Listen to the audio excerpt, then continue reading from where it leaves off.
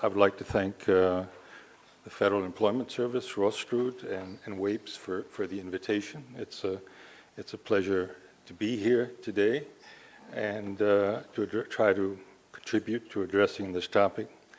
It's also a great pleasure to be in Moscow for the first time. It's a very, very interesting place. Unfortunately, I'm going to speak English and not Russian. My Russian is about 6 words, I think. Spasibo is thanks, I think. I've learned that. I'm learning the basic words first. I'd like to talk about then models of decentralization in public employment service. I have about 20 minutes to make some introductory remarks. That's more or less my task.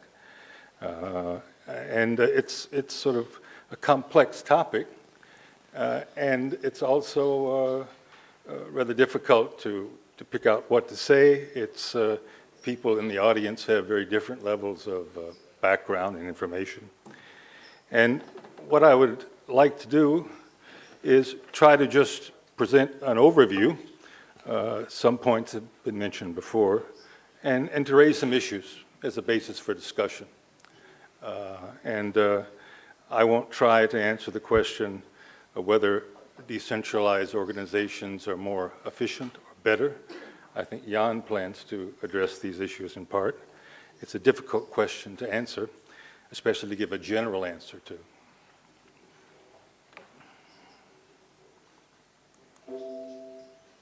No, I'm pushing the wrong button. How do I go for that?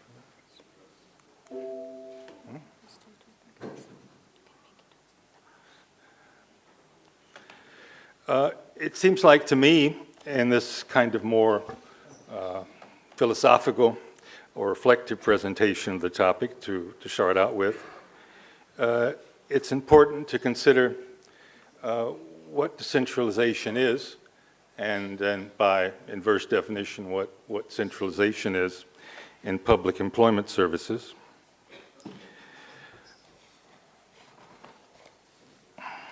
I think generally, I'd say it's a dilemma in looking at decentralization in public employment services. You want to reap the benefits of greater flexibility at the local level, and we'll talk about what some of those are in a minute, and you're familiar with those. On the other hand, you don't want to sacrifice a desired level of national coordination and maybe control, depending on the country. So you have to see the problem, I think, as a dilemma. And you have to try to achieve, in each context, a good balance. As was said before, there's no patent solution to where that would be. It depends on the context, the country, the goals of national employment policy, and the complex structure of institutions in a given country. It's probably worthwhile to think about, too, that there are background factors. Countries differ enormously.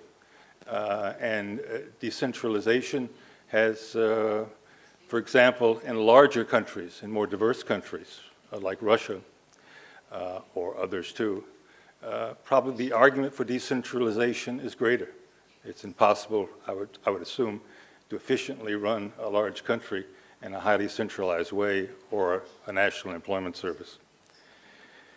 Other background factors that are important in each national context or situation are the quality of public administration and capabilities, especially capabilities at the regional and local level. That's an important prerequisite for decentralization or for the degree of decentralization. There's no centralization or decentralization. It's a matter of degrees and dimensions. And thirdly, I'd say the development of civil society, the capacity of civil society at the regional and local level for self-organization, which is a complex topic I won't go into, but that's an important prerequisite, I think, of decentralized actors and decentralized development of policies through and with the Public Employment Service. Take this. It's working now. In looking at decentralization, it's worthwhile, I think, to to open the black box. There's a tendency perhaps to see decentralization in global terms, but in practice, there are many different dimensions, certain basic dimensions of decentralization. In a recent project with the OECD, we developed sort of a series of questions to ask in local interviews to try to assess the degree of centralization in countries. One of the first questions is, how are the goals of the organization and its targets and its management system fixed? How much are they based on a dialogue process? Are they highly centralized? Or is there an incorporation of local goals and local targets? Another important dimension of decentralization in any organization, in this case the Public Employment Service, is the organization of service delivery and staffing. In some countries, Germany, for example, where I live and am from, the organization of the Public Employment Service is highly standardized. It's like a McDonald's or an IKEA. It looks the same no matter where you go in the country. It's also possible to allow much more variety in how local organization and practices are structured. Staffing is important. Is there local control over staffing? Discretion, for example, and even hiring people locally or outsourcing, deciding locally about outsourcing. Integration strategies, and to what extent is there decentralization in integration strategies throughout the country? Perhaps the most important would be, I would say, budget flexibility. In traditional public services, budget flexibility was very restricted. You tended to have line item budgets. In more flexible organizations and flexible public employment services, there's a great deal more flexibility. Germany, the German Public Employment Service, for example, although the organization is very rigid and standardized, budgets are flexible. Local offices get a global budget, and they can decide pretty much how to allocate their program budget to various programs and various focuses within the context of national planning about goals and targets. So how is money allocated? How flexible is it at the local level for local officials to use to develop their own strategies? Program flexibility is important. In many countries, pretty much in Germany, for example, there's a standard list of national programs, a menu. In some cases, local offices are required to do certain programs, whether they want to or not. But you can't allow flexibility. In Germany, for example, there's a menu of programs, and you can pretty much put your resources in whichever program you want within certain limitations and within the context of national goals. There's a great deal of flexibility about the choice of programs you emphasize to fit your local needs. On the other hand, in Germany, the programs are broadly defined, but pretty much set. You can't add new programs, so to speak, at the local level, or adapt existing programs to your needs very flexibly. You get into, it's a highly legalized system in that case, and flexibility then is limited. And target groups, eligibility criteria, another important element of flexibility. So in looking and talking about decentralization, you have to ask, what is decentralized? And a given country, I gave you some German examples, it might be decentralized on some dimensions, on other dimensions, fairly rigid. And in a given case, or in a process of decentralization, you have to ask what fits, so to speak, your country and your situation and your policies.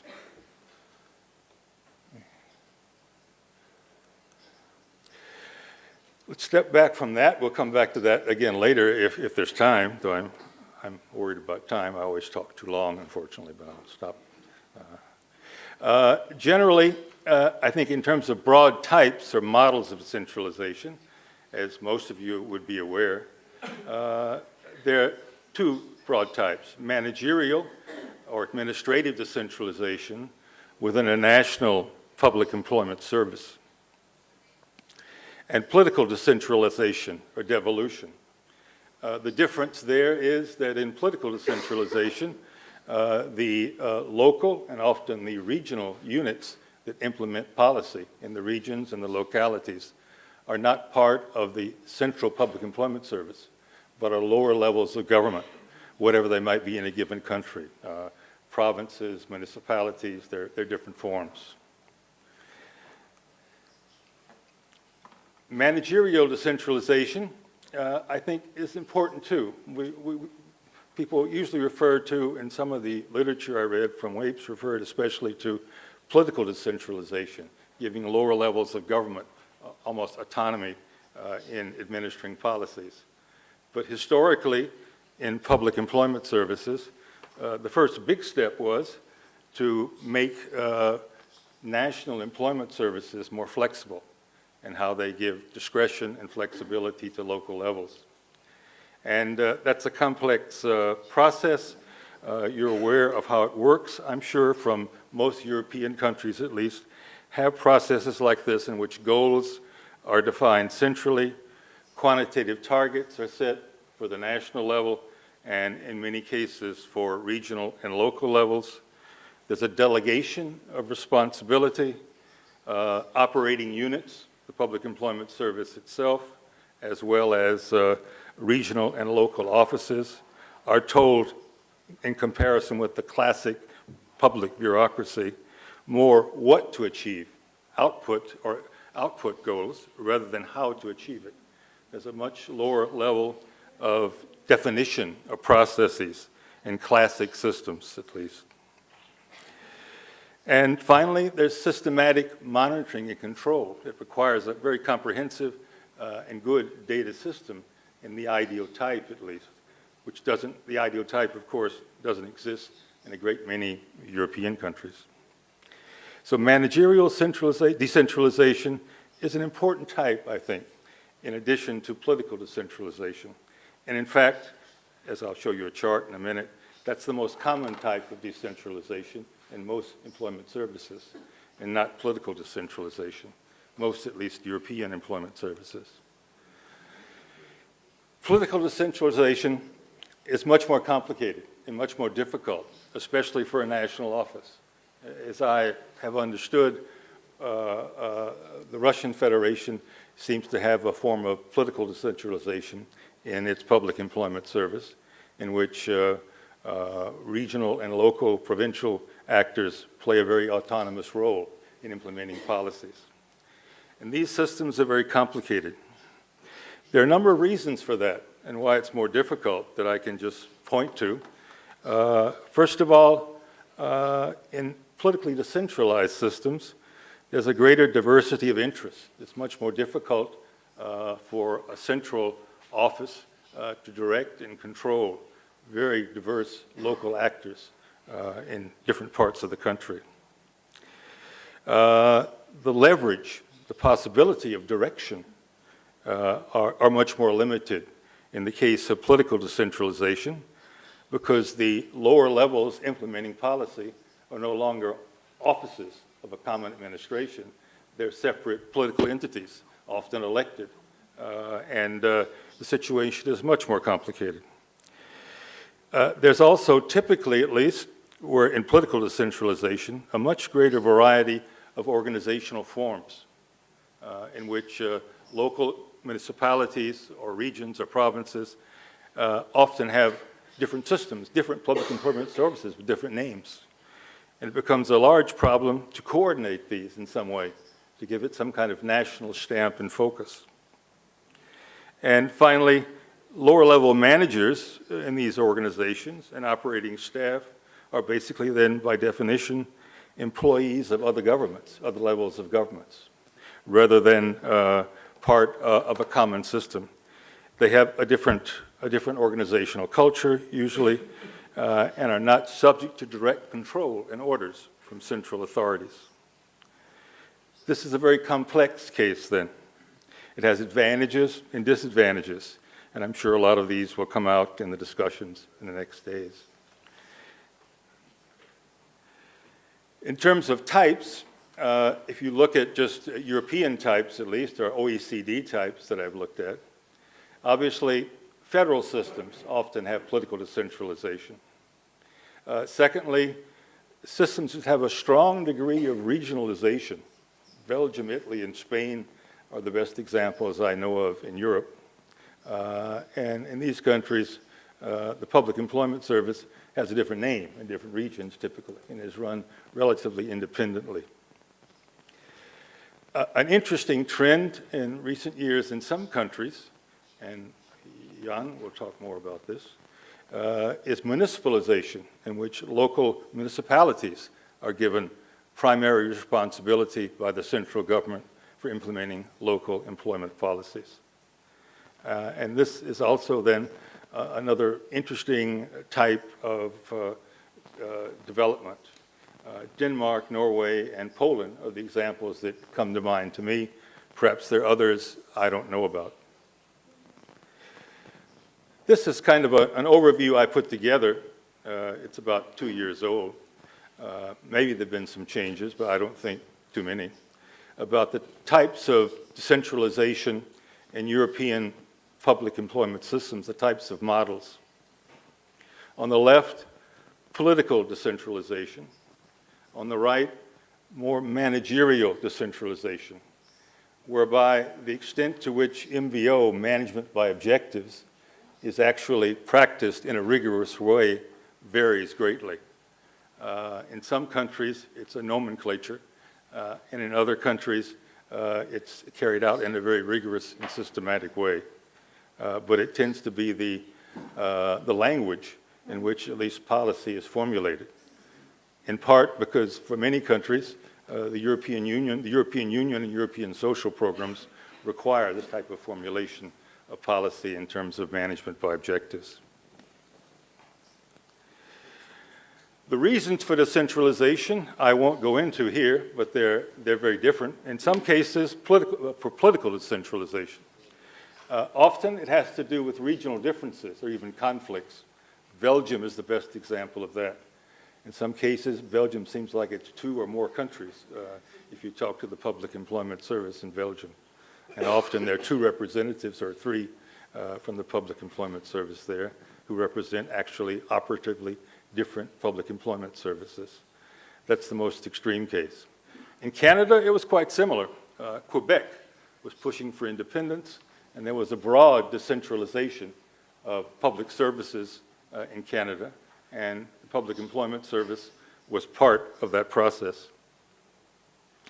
The United States and others are more obvious. In some cases, policy reasons to increase the efficiency and effectiveness of policies play a role.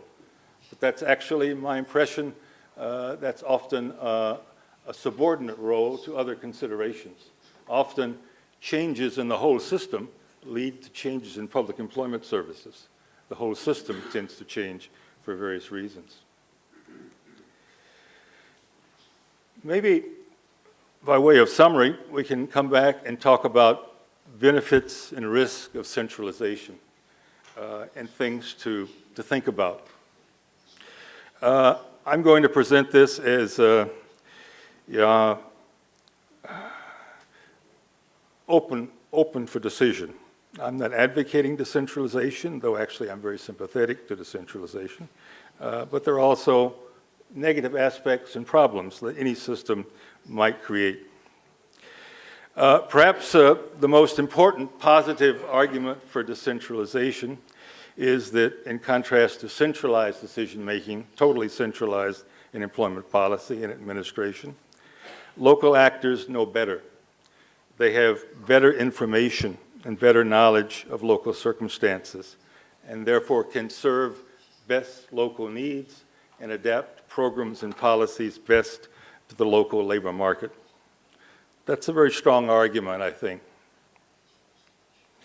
Critics are not always entirely convinced, or at least they would argue probably that familiarity of this sort with local circumstances doesn't always mean you have the capabilities and the resources to deal with local labor market problems and to formulate policy at the local level. local political leaders and local administrators might be less competent. I think the solution to that, if that's an argument that appeals to you, and that's a problem in many cases, is that any type of decentralization or program of decentralization has to be accompanied by a sense of and policies for capacity building. How do you develop the capacities of local administrators and actors in public employment services to be able to carry out new tasks? It's surely a mistake just to give them new tasks without giving them the capacities and capabilities of doing the type of analysis that they need and being fit enough as administrators to carry out complex programs and make decisions on their own. So these things have to go together. One thing that occurs to me, one example from Canada is, there are also examples of what you might call asymmetric decentralization. In Canada, the central government, over a period, devolved responsibility for the public employment service and labor market programs to the provinces, but not all at once. They bargained, so to speak, with each province, and if they wanted to take responsibility, they could. If they didn't want to, they didn't have to. And the federal government ran the programs in that province. So a kind of a more selective approach, instead of let's change the whole country at once, would be appropriate for many countries, perhaps even for Russia, from what little I know, because Russia is very large, and as I understand the federal system in Russia, I don't understand it, but it's very complicated, I've seen. There are about 83 or so units. It's an asymmetric process. The republics, the oblasts, the different parts of the country have a different standing in the Russian Federation and different responsibilities. And there is, in a large country, a much wider variety of capabilities at the local level. Tailor-made policies. It makes tailor-made policies possible at the local level. That's a strong argument. On the other hand, the problem that comes from that is you have everybody reinventing the wheel, right? New policies, innovative policies at the local level aren't always good. Innovation implies that some work and some don't. It has a downside as well as an upside.